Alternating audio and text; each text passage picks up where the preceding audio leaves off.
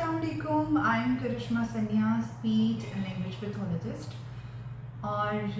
जैसे कि आप जानते हैं कि न्यू एडमिशन्स होने लगे हैं स्कूल्स में,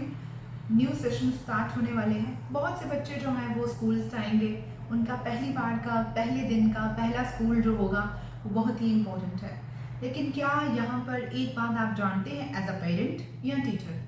कि अगर आपके बच्चे को किसी तरह की कोई लर्निंग डिसेबिलिटी है, कोई कम्युनिकेशन डिसऑर्डर्स हैं, तो क्या आप उससे अवेयर हैं या कि आप उनकी ट्रीटमेंट की बजाय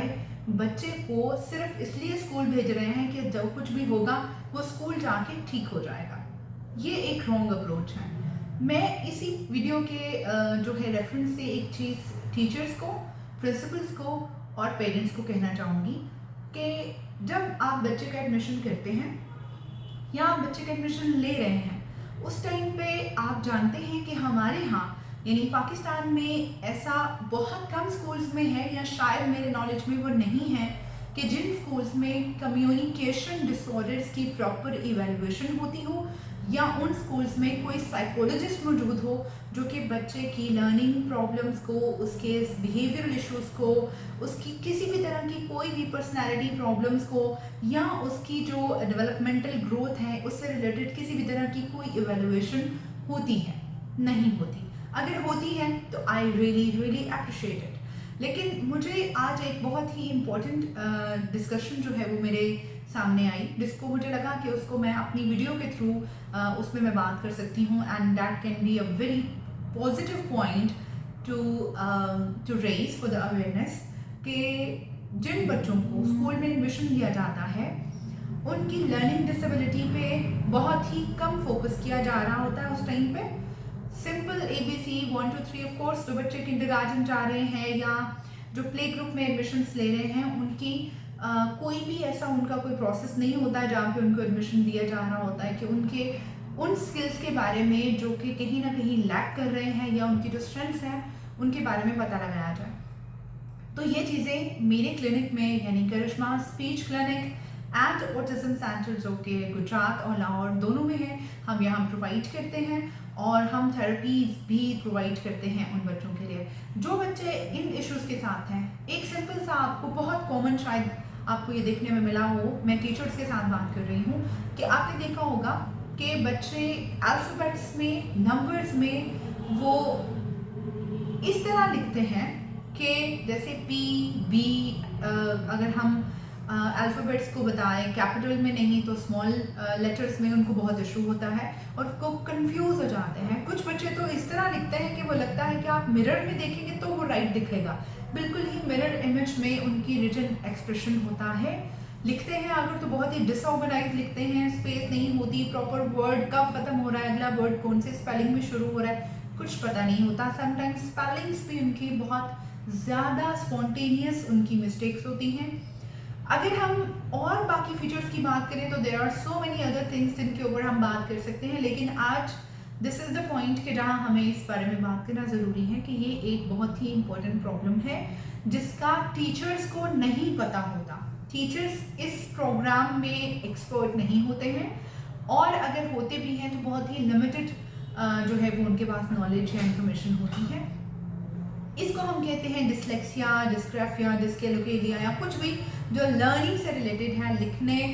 रीड करने, स्पेलिंग से रिलेटेड, मैथमेटिक्स से रिलेटेड और नंबर्स के साथ उनका जैसे इशू होता है। तो ये वो प्रॉब्लम्स हैं जो कि जिनकी प्रॉपर इवैल्यूएशन होना ज़रूरी है। अगर आपका बच्चा 4 से 6 साल की उम्र में है और वो स्कूल जा रहा है, प्रॉब्लम हो रहा है उसको पढ़ने में, वो अंडरस्टैंड नहीं कर पा रहा, लिखना शुरू किया है उसने तो वो भी उल्टा सीधा लिख रहा है, और बिल्कुल ही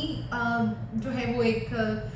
भाग जाने वाले उनका तरीकाकार होता है पढ़ने के टाइम पे कि बस कुछ भी हो गया तो बस ये ज़रा सी सुई क्यों हिल गई, ये आवाज़ क्यों आई, फ़ौरन डिस्ट्रैक्ट हो जाते हैं, हाइपर एक्टिव हैं, बिल्कुल ही इनअटेंटिव होके जो है वो काम कर रहे होते हैं। आपके ऐसे बहुत सारे बच्चे आपके इर्द गिर्द मौजूद होंगे,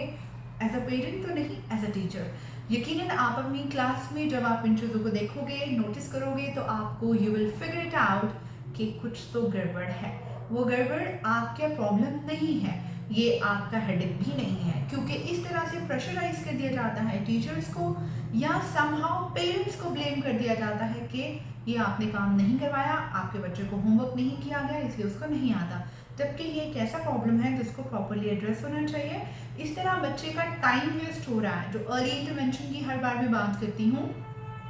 कि जितनी जल्दी आप अर्ली इंटरवेंशन की तरफ जाएं उतने जल्दी अच्छे और देर पा रिजल्ट आते हैं, और हमेशा के लिए आपके बच्चा जो है वो किसी भी प्रॉब्लम से उसकी जान छूट जाती है और वो बहुत ही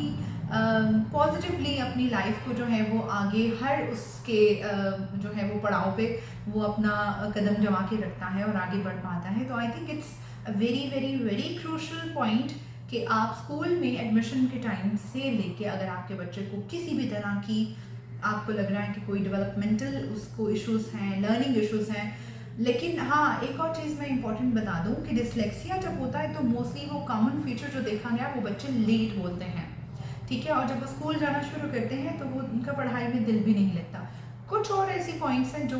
कि मैं चाहूँगी कि मैं डिफरेंट स्कूल्स में जाके इसके ऊपर एक लेक्चर डिलीवर करूँ, एक सेमिनार कंडक्ट करूँ for teachers and parents so they can screen them out कि हम इन बच्चों को एडमिशन्स तब देंगे जब ये अपने इस इशू को सॉल्व कर लेंगे। तो there is no time waste. आपका बच्चा 3 साल का है, यूजुअली ये इशू स्कूल जाके ही दिखता है। अगर 4-6 महीने 8 महीने 1 साल में आपका बच्चा उस प्रॉब्लम से निकल आता है तो there is no time waste. Okay, आपकी ये ज़िंदगी भागदौड़ जो है वो उसकी कभी भी ख़त्म नहीं होने वाली, लेकिन आप उसकी स्ट्रगल को डबल कर देंगे अगर आप थेरेपीज नहीं ले रहे तो। उससे क्या होता है कि बच्चा 1 साल 2 साल उस इश्यूज़ के साथ चलता रहता है और वो आपकी भी टीचर्स की भी परेशानी जो है वो बढ़ती रहती है। तो it's the right time to take the right decision and take the right interventions and evaluation for your child. Thank you so much. I hope कि मेरी ये वीडियो बहुत सारे टीचर्स के साथ जो है वो एक इंटरैक्टिव सेशन के तौर पे काम करेगी और उनको बहुत कुछ इस वीडियो से समझ भी आ गया होगा। Thank you so much. अपनी प्रोफेशन के साथ कि आप किस जगह काम कर रहे हैं, क्या आप टीचर हैं और क्या आप ऐसे बच्चों को डेली बेसिस पे अपने क्लासरूम में देखते हैं, मुझे कमेंट्स में ज़रूर बताइएगा। Thank you so much.